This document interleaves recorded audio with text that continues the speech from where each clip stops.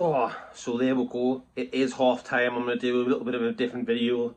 I'm going to do it where, obviously, the first half finishes. I'm going to speak about what's fresh in my head. Mental. We knew it was going to be spicy, but bloody hell, Anthony Gordon's been sent off.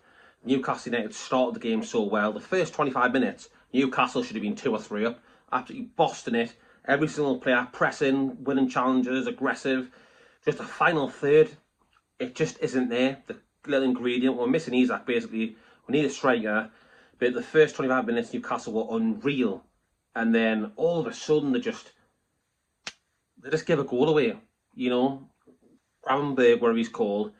Bruno doesn't close him down quick enough. He takes a little shimmy to the side, whacks it, just rolls into the bottom corner, and it's 1-0. I actually thought it went wide.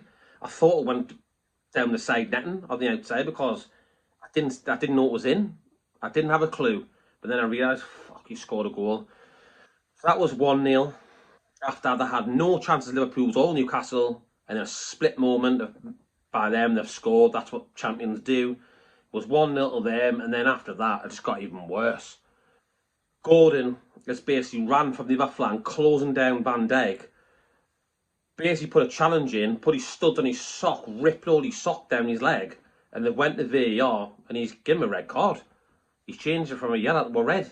So Gordon's off now, he's let me down. I cannot believe he's done that. It's absolutely reckless. Like Joey Barton's just tweeted there, calm down, lads. I knew it was going to be spicy, but he's lost his head. He's lost his head. He has lunged in, and it's a red card. It is what it is. Obviously, I'm going to say it's a yellow card because I'm a Newcastle fan. But there you go. And it's a red card, and now Newcastle go in to the dressing room 1-0 down with 10 men with no strikers apart from Masula. Because with this now, a red card, surely he'll be banned for 3 games, Gordon. So basically, we've literally got Sula. We haven't even got Gordon anymore. So we need to buy a striker on this market. We need to buy a striker. Simple as that. But lost discipline there. Bruno should have closed down Gravenberg for that goal. He should have been a lot closer to him. He was standing 2 metres off him or something. Should have been right at his feet, and he wouldn't have got that pop off. It would have probably got deflected somewhere else. But he wasn't. He was too far away. Kids lashed it in the bottom corner, and then Gordon's been sent off, and now it's half time. I cannot believe it. You know, it started so well, and I thought, yeah, we'll go, we're going to win this, and then we're still mate. But you know, after going 1-0 down, 10 men, we need a quick goal in the second half. We need a reaction, and I'd be making change at half time. You can't be playing no striker for the rest of the game. We've got to you've got to play a striker. Well, what striker? We've got a Sula or something. Or do you put Barnes up front, or even a Langer up front? Put a Langer up front, a Langer through the middle, Barnes on the left, and Jacob Murphy on the right. I think that's the only thing we could do at the moment in time. I think that would probably do. Or you never know. Will the new kid Jacob Ramsey get a little shot? Why not bring Ramsey on? Put him up there. You might as well give him a try. You know, we need something. But yeah, that's the first half, people. Let's roll in the second half now. So this is actually the second half of this video. The first bit you've just watched there was last night when I watched the first half. I didn't make a video last night on the final whistle. Probably I was a bit gutted, you know, the way we lost the game, but I couldn't be proud of the team. So now I'm going to speak about the second half. And after Newcastle went in 1-0 behind, down to 10 men, came out the second half, couldn't have got any worse. Hugo Ekitike scores about 30 seconds into the second half. 2-0 down, that's it. It looks over and done with. It looked done, especially with 10 men. But then Newcastle United, they just came back like the bloody Undertaker. They were absolutely insane.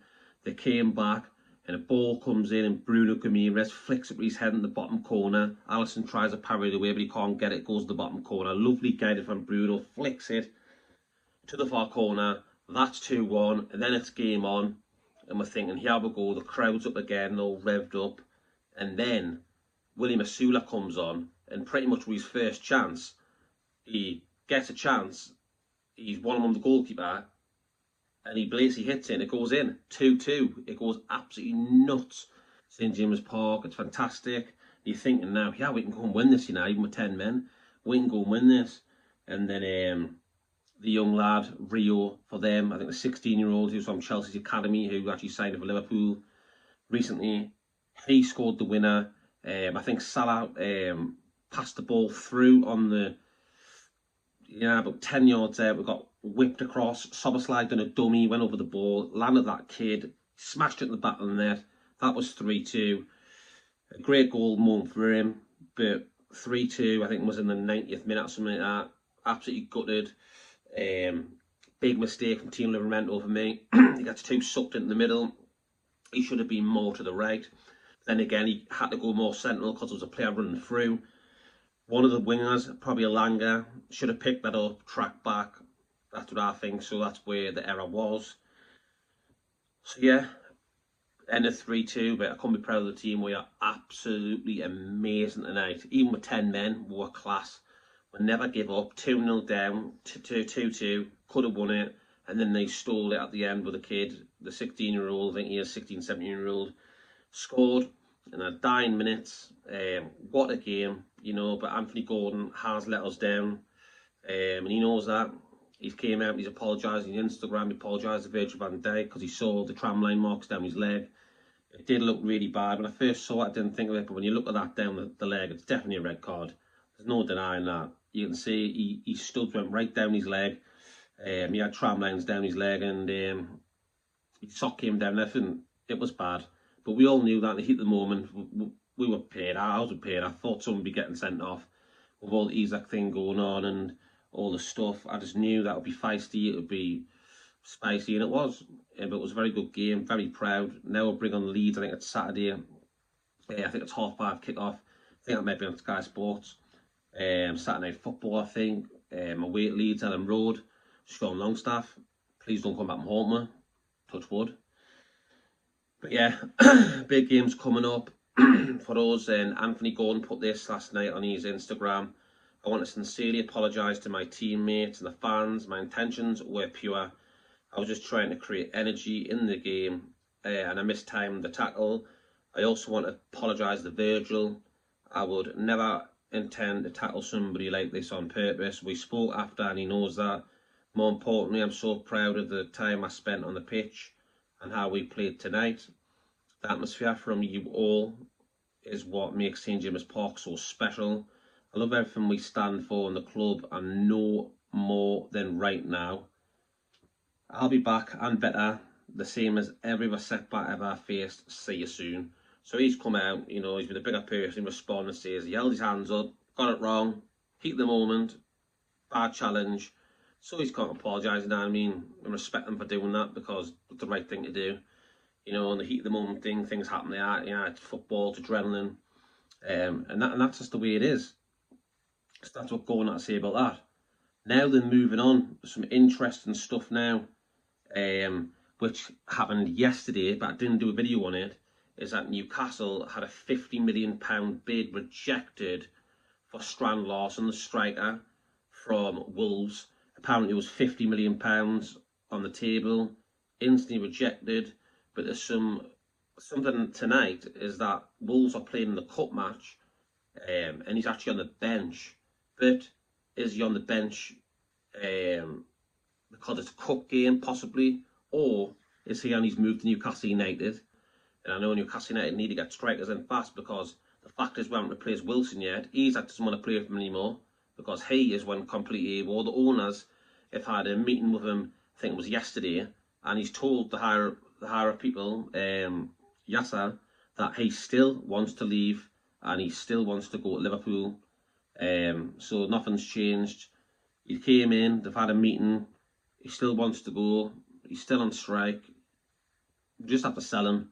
Simple as that. So that news came out as well, just after Strand Larsen. Lots came out at the match with Strand Larsen. We had the Isak thing where he had the meeting with the owners. But yeah, he wants to go. He wants to go, and I think now we should cash in. There's no point in letting him rot on the bench, or rot in the reserves, because we haven't got any strikers. If we get money in now, we can probably splash a bit of cash. 65 million for Larsen, 45 for Wizard, something like 50. Just do that. I would just sell him and splash the cash and get the players in, because we're getting desperate. Let's be honest, there's 6 days left the window. We are absolutely desperate. There's no way we can go into September the 1st, the deadline at 7 o'clock, with no strikers in and Isak still able. That will just, our season will be finished. Simple as that. Our season will be done. The club know I'm not stupid. The fact is that we need players in. We need to splash the cash. And to be honest, I'm sick of the Isak thing. I'd sell him. I don't care anymore. I'm done with him. Actually, I'm done. I'm done. I'm not even bothered anymore. Get rid. 130 million. Use that money straight away. Bring 2 strikers in. So then you've got 2 fresh strikers. So Wilson, Isak, Wizard, and Strand Larsen. I'd just do that, mate. I think that's the right thing to do. It's the only options out there at the moment in time, striker-wise. Even though Wolves have come out and says that Strand Larsen's not for sale. Everybody says that. Everybody says that. What not for sale means is give me an extra 30, 40 million, please. That's what I believe. So everyone's got a price. I think it'll happen. Do I think Newcastle get strikers in? They've got to. There's no reason why they shouldn't. There's no way we can go in, I've just said there, with no strikers. Come deadline day when it ends. We need strikers in. I think we'll be very active this week. I think that we will put big, huge bids in the players because clubs know that we're getting desperate now. That automatically pumps up the price because they know we're desperate. Do I think Isak goes? I do. I think he has to go. I think he leaves. I think we get 2 strikers in the next few days before the deadline. There's no way we're going to go on deadline day needing 2 strikers still. I think we'll do it in a couple of days and hopefully we'll get it done. And I think that'll be it. That'll be it for Newcastle. Market closed, and then we'll just evaluate where we are and see this has been a good transfer window. Forget about Isak. Bring in the players I brought in, like Ramsdale, Chow, Ramsey, Alanga, can't remember anyone else, but they're great upgrades on what we got rid of, you know. So if we can add 2 strikers to that as well, I think it'll be a good window, you know what I mean. So I think I'll leave it there. Let me know in the comment section what you thought of the match last night. Let me know what you think also of the links for Strand Larsen, £50 million rejected, if we're going to go back in for him, and also Wizard. And just let me know your thoughts, what you think of the whole Isak situation with the owners. And the meeting apparently had, he still doesn't want to play for the club. He wants to leave now to go to Liverpool. Yeah, let me know in the comment section. Please hit that like button and subscribe if you haven't already. Thank you very much. I'll leave it there, people, and I'll see you on the next one. Take care and God bless.